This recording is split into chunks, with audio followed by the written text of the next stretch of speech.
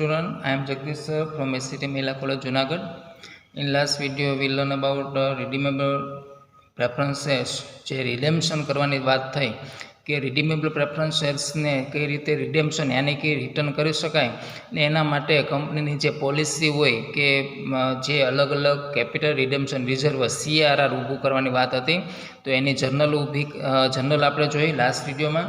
હવે આજે આપણે એના વિશે એક સમ જોવાના છીએ કે રિડેમ્પશન કરવાનું થાય ત્યારે કંપની પાસે ઓલરેડી CRR હોવું જોઈએ અથવા CRR શેમાંથી ક્રિએટ કરી શકાય તો P&L અકાઉન્ટ્સ હોય, જનરલ રિઝર્વ હોય અથવા તો કેપિટલ રિડેમ્પશન રિઝર્વ હોય. તો આવા બધા જે રિઝર્વેશન પડેલા હોય એ રિઝર્વેશનમાંથી તમે CRR ઊભું કરો અને CRRમાંથી જે તે પ્રેફરન્સ શેર્સને એની જે કેપિટલ છે એ આપણે રિટર્ન કરવાની થશે. તો જનરલી આપ સૌ જાણો છો કે જ્યારે પણ પ્રેફરન્સ શેર્સ માર્કેટમાં મૂકેલા હશે ત્યારે જે તે સમયે આપણે પ્રેફરન્સ શેર કેપિટલ અકાઉન્ટ્સને ક્રેડિટ કરેલું હશે, જમા કરેલું હશે. તો હવે જ્યારે રિટર્ન કરવાનું થશે તો આપણે એને ડેબિટ કરશું. ઓકે, તો તમારી સામે એક સમ છે, એની અંદર અલગ અલગ વેરિયસ ટાઈપના ટ્રાન્ઝેક્શન આપેલા છે. આપણે 1 by 1 લેવાના છે. S Limited decide to redeem redeemable preference shares of 1,20,000 by converting into equity shares of 10 each at a premium of 20%. હવે અહીંયા S Limited શું કરે છે કે પોતાના રિડીમેબલ પ્રેફરન્સ શેર છે એને રિટર્ન કરવાના છે. ઓકે, એ પ્રેફરન્સ શેર્સને રિટર્ન કરશે કઈ રીતે તો કે 1,20,000ના પ્રેફરન્સ શેર્સની સામે એ 10 રૂપિયાનો એક એવા ઇક્વિટી શેર્સ આપશે અને સાથે 20% પ્રીમિયમથી ઇક્વિટી શેર્સમાં કન્વર્ટ કરે છે. ઓકે, તો પહેલાં આપણે જે ઇક્વિટી શેર્સમાં કન્વર્ટ કરવા ડિસાઇડ થાય એની જર્નલ બનાવશું અને પછી જે પૈસા છે એ પૈસા ક્યાંથી આપણે ઊભા કરશું એની પણ વાત કરશું. તો પહેલાં રિડીમેબલ પ્રેફરન્સ શેર્સને રિડીમ કરો. તો redeemable preference shares capital accounts આપણે વાત કરી કે કેપિટલમાં જે ક્રેડિટ કરેલું હશે અને ફરી વખત ડેબિટ કરશું એટલે કેપિટલ અકાઉન્ટ્સ આપણા ચોપડામાંથી રિમૂવ થશે કારણ કે ઇક્વલ એન્ટ્રી થઈ. તો 1,20,000 જે આપણે રિડીમેબલ પ્રેફરન્સ શેર્સને પૈસા પરત કરવાના છે તેની હવે શું આપવાનું છે સામે તો two equity shares capital accounts આપણે શું આપવાના છીએ કેપિટલ આપવાના છે. ટુ બીજું શું આપવાના છે સાથે શેર પ્રીમિયમ અકાઉન્ટ્સ. ઓકે, હવે પ્રશ્ન એ આવશે કે 10 રૂપિયાનો એક શેર આપવાનો છે, 10 રૂપિયાનો એક શેર અને 20% પ્રીમિયમ સાથે. ઓકે, તો જે તમે 10 રૂપિયા પ્લસ 20% પ્રીમિયમ યાની કે 2 રૂપીસ યાની કે ટોટલ 12 રૂપિયા એક શેર દીઠ આપણે ક્રિએટ કરવા પડશે.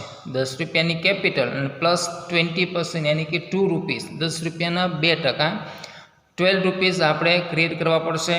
તો 1,20,000 ડિવાઇડ બાય 12 યાની કે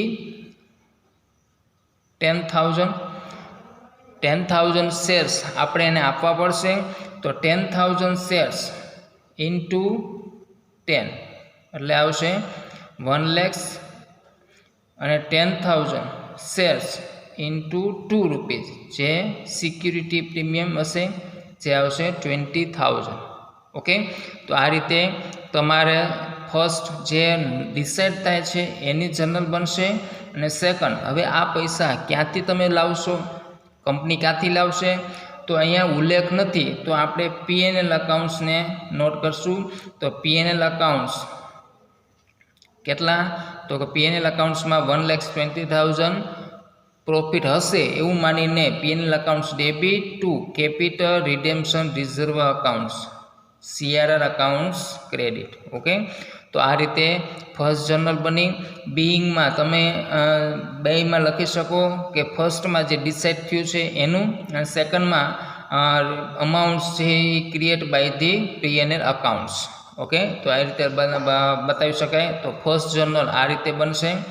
સેકન્ડ પોઈન્ટ બીજી કંપનીની વાત કરીએ તો P company limited decide to redeem redeemable preference shares of 90,000 by converting in the equity share 10 each of 10% discount. હવે અહીંયા એવો પ્રશ્ન આવ્યો કે આ કંપની જે છે, અહીંયા એસ લિમિટેડની વાત કરશું, અહીંયા પી લિમિટેડની પણ બે જનરલ બનશે. પી લિમિટેડ શું નક્કી કર્યું કે આપણા જે શેર છે 90,000ના એની સામે તમારે ઇક્વિટી શેર્સ આપવાના છે પણ 10% ડિસ્કાઉન્ટથી. ઓકે, તો પહેલાં નક્કી થાય છે. તો redeemable preference shares capital accounts debit. હવે કેપિટલ કેટલી છે 90,000, એ તો દાખલામાં રકમમાં આપેલું છે. હવે આપણે શું આપવાનું છે, સામે ઇક્વિટી શેર આપવાના છે.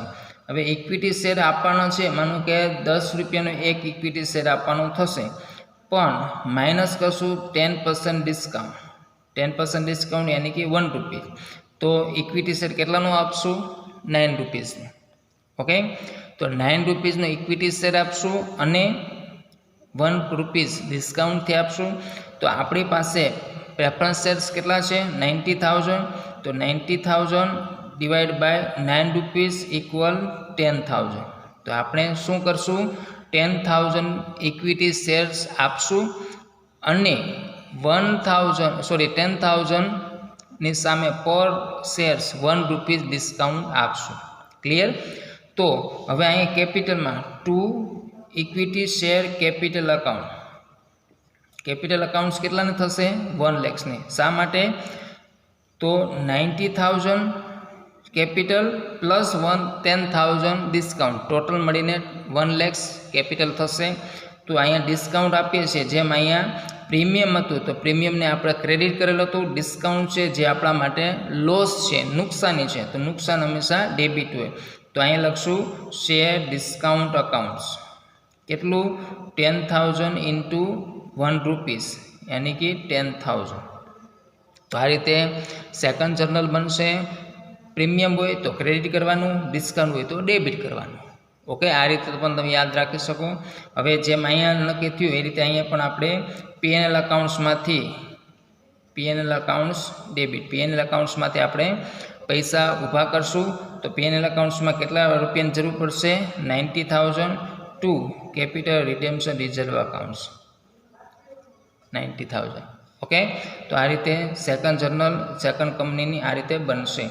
ત્યાર પછી નેક્સ્ટ કંપની છે સી. તો એમાં વાત થઈ છે ટી કંપની છે. ટી કંપની વાત થઈ છે. T company limited decide to redeemable preference shares of ₹1 lakh at premium 12.5% and for this purpose equity share of ₹10 each at 10% discount were to be given in exchange. હવે કંપનીની પાસે 1 lakh equity preference share છે જે 12.5% premium સાથેના છે. તો આ શેરની સામે તમારે ઇક્વિટી શેર્સ આપવાના છે અને એ પણ 10% ડિસ્કાઉન્ટ સાથે આપવાના છે. ક્લિયર? તો પહેલાં રિડીમેબલ પ્રેફરન્સ શેર્સ છે પરત કરવાની પહેલાં જર્નલ બનશે. તો redeemable preference shares capital accounts બધામાં આ અકાઉન્ટ્સ ડેબિટ થશે. ઓકે, તો કેટલાના શેર છે 1 લાખના.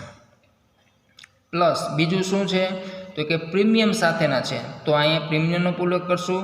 પ્રેફરન્સ શેર રિડેમ્પશન પ્રીમિયમ જે કહી શકાય અકાઉન્ટ્સ 1 to 500. હવે જો સ્ટુડન્ટ જ્યારે પણ આ રીતના પ્રેફરન્સ શેર્સ કંપનીએ ભૂતકાળમાં બહાર પાડ્યા હશે, એની કે માનો કે 2 વર્ષ 5 વર્ષ પહેલાં કંપનીએ જ્યારે પણ આ શેર્સ બહાર પાડ્યા હશે ત્યારે કંપનીએ પ્રોમિસ આપેલું હશે કે 1 લાખના શેર્સ જે છે એ તમને અમે જ્યારે પણ રિટર્ન કરશું, રિડેમ્પશન કરશું ત્યારે તમને વિથ પ્રીમિયમ રિડેમ્પશન કરશું. વિથ પ્રીમિયમ કેટલું 12.5%. ક્લિયર? એટલે 1 લાખની કેપિટલ અને આપણે જ્યારે પૈસા રિટર્ન કરવાનું થશે ત્યારે 12,500 આપણે એને પ્રીમિયમ સાથે રિટર્ન કરશું. તો આપણે કંપનીએ કેટલા રૂપિયા આપવાના થશે 1,12,500. તો 1,12,500 કોને આપવાનું થશે? Preference share holders accounts. લેનાર કોણ છે? 1,12,500. ઓકે. હવે આ પૈસા તમારે કઈ રીતે આપવાના થશે? તો કે તમે ડાયરેક્ટલી આપી શકો કેશમાં, બેંકમાં, પરંતુ અહીંયા ઉલ્લેખ એવો કરવામાં આવ્યો છે કે આ શેરને તમારે એક્સચેન્જ કોની સામે? તો કે ઇક્વિટી શેરના એક્સચેન્જ સામે તમારે રિડેમ્પશન કરવાનું છે. તો અહીંયા સેકન્ડ જર્નલ બનાવશે, redemption of redeemable preference shares, redeemable preference share holders accounts debit to હજી થશે, કારણ કે ડિસ્કાઉન્ટ આપીએ છીએ, ડિસ્કાઉન્ટ હંમેશા ડેબિટ હોય. તો redeemable preference shares holder accounts આપણે શેર હોલ્ડરોને કેટલા રૂપિયા આપવાનું થશે? 1,12,500. જે આપણે નક્કી થયું એને આપણે ફરી વખત ડેબિટ કરશું. હવે આ જે શેર છે એને કઈ રીતે? તો કે ડિસ્કાઉન્ટ સાથે આપવાના છે. તો ડિસ્કાઉન્ટ હંમેશા ડેબિટ હોય, એની કે આપણું નુકસાની છે. તો પ્રેફરન્સ શેર્સ રિડેમ્પશન અથવા તો પ્રેફરન્સ શેર ડિસ્કાઉન્ટ કહી શકાય, ડિસ્કાઉન્ટ અકાઉન્ટ્સ ડેબિટ 12,500. ઓકે. જે અહીંયા પ્રીમિયમની વાત હતી, અહીંયા આપણે ડિસ્કાઉન્ટથી વાત કરશું. તો 12,500 આપણું જે ડિસ્કાઉન્ટ છે, નુકસાની છે, આપણે ડેબિટ કર્યું. ટોટલ અમાઉન્ટ કેટલી? તો કે શેર હોલ્ડર્સોને આપણે આટલા રૂપિયા આપવાના થશે, જેને આપણે ઇક્વિટી શેરમાં કન્વર્ટ કરશું, ઇક્વિટી શેર કેપિટલ અકાઉન્ટ. અહીંયા પૈસા રોકડા આપવાની વાત નથી, પણ જે પૈસા આપવાના છે એને આપણે કેપિટલમાં કન્વર્ટ કરશું, એટલે કેપિટલ વધી જશે અને પ્રેફરન્સ શેર્સ નાબૂદ થશે. ઓકે. તો આ રીતે જર્નલ 2 જર્નલ બનાવી શકાય. ત્યાર પછી એમ કંપનીની વાત થઈ. M company limited issue 1,000 redeemable preference shares each of 100 with the condition of redeem them 5% premium અને 1,000 debentures each of 100 with the condition to redeem the 5% premium. તો અહીંયા 2 વાત થઈ છે, ડિબેન્ચર્સની વાત થઈ અને પ્રેફરન્સેસની વાત થઈ. તો પહેલાં પ્રેફરન્સેસની વાત કરશું. તો પ્રેફરન્સેસમાં એવી વાત થઈ છે કે ભાઈ 1,000 રિડીમેબલ પ્રેફરન્સેસ છે એ 5% પ્રીમિયમ સાથે આપણે રિડીમ કરવાના છે, અને ડિબેન્ચર્સ છે એ પણ 5% પ્રીમિયમ સાથે રિડીમ કરવાના છીએ. ઓકે. પરંતુ આ જે પોઈન્ટ આપેલો છે એ થોડોક અલગ પ્રકારનો છે. શા માટે? તો જે પણ રકમ છે એમાં જરાક વાંચજો કે એમ કંપની લિમિટેડ ઇસ્યુડ. હવે અહીંયા આપણે જે વાત કરીએ છીએ અત્યાર સુધી રિડેમ્પશનની વાત થઈ, અહીંયા ઇસ્યુની વાત થઈ છે, કારણ કે નવા શેર માર્કેટમાં મૂકે છે. ઇસ્યુ થાય તો એ સ્વાભાવિક છે, બેંક આવશે તમારી પાસે. પરંતુ આ જે રિડીમેબલ પ્રેફરન્સ છે, રિડેમ્પશન કરવાની વાત થઈ છે, એમાં ઇસ્યુ શા માટે? તો ઇસ્યુ સમયે કંપની પ્રોમિસ આપે છે કે 1,000 redeemable preference share each of 100 with the condition to redeem them 5% premium. યાની કે આજે કંપની નવા શેર માર્કેટમાં મૂકે છે અને એવી કન્ડિશન ઉપર કે જ્યારે અમે તમને રિટર્ન કરશું ત્યારે 5% રિડેમ્પશન પ્રીમિયમ સાથે અમે રિટર્ન કરશું. એનો મતલબ એ છે કે 1,000 શેર્સ હોય અને પર શેર્સ 100 રૂપીઝ, યાની કે 1 lakhs અમાઉન્ટ્સ કંપનીને મળશે. એ 1 lakhs અમાઉન્ટ સપોઝ કે 5 વર્ષ માટે કંપનીએ લીધી, તો 5 વર્ષ પછી 1 lakhsની સામે તમારે 5,000 પ્રીમિયમથી એને રિટર્ન કરવી પડશે. તો એ તમારી 5 વર્ષ પછીની નુકસાની છે. સ્ટુડન્ટ ખાસ યાદ રાખજો, 5 વર્ષ પછીની નુકસાની છે. એ નુકસાની આવશે જ. તો એની જે નોટ છે અત્યારથી જ કંપની કરી લે છે. જ્યારે પણ પ્રેફરન્સ શેર ઇસ્યુ કરે ત્યારે કંપની નુકસાનીની નોટ કરે છે. કઈ રીતે? પહેલાં તો ઇસ્યુ કરે તો સ્વાભાવિક છે બેંક આવશે, એટલે ડાયરેક્ટલી બેંક અકાઉન્ટ્સ ડેબિટ થશે. બેંક કેટલી આવશે? 1,000 × 100 = 1 lakhs. આટલી અમાઉન્ટ્સ કંપનીના બેંક અકાઉન્ટ્સમાં આવશે. To preference capital account. Okay. તો આ રીતે જર્નલ બનશે. પરંતુ જે રિડેમ્પશન લોસ છે એ લોસની પણ અત્યારથી જ એન્ટ્રી કરશે. તો લોસ શું હશે? Loss on redemption of preferences accounts debit 5000. કારણ કે જ્યારે પણ પ્રેફરન્સ રિટર્ન કરવાનું થશે ત્યારે લોસ જશે. તો જ્યારે લોસ જશે ત્યારે એની એન્ટ્રી અત્યારે કરે છે. અને આ લોસ શા માટે જાય છે?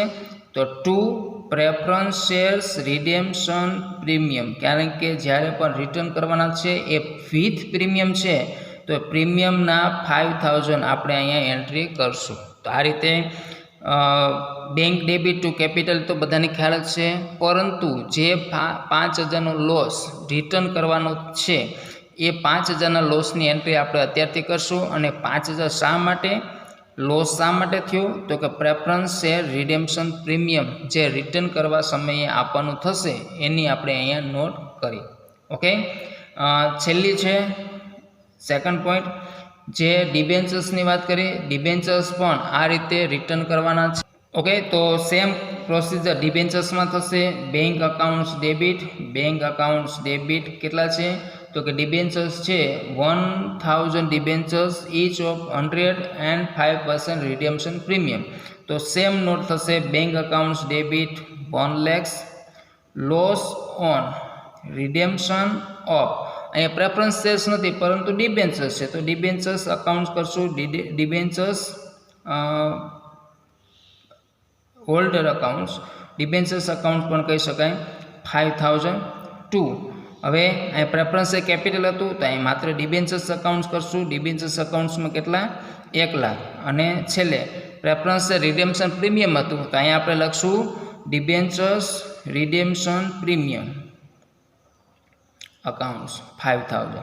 ઓકે, પ્રેફરન્સ શેર હોય તો preference share redemption premium, debentures હોય તો ડિબેન્ચર રિડેમ્પશન પ્રીમિયમ. આ રીતે તમારે છેલ્લી જર્નલ બનશે. કારણ કે હજી રિડેમ્પશન થયા નથી, પરંતુ રિડેમ્પશન સમયે જે પ્રોસિજર થશે એની અત્યારે નોટ કરેલી છે લોસની. ઓકે, તો આ રીતનો એક નાનકડો દાખલો હતો.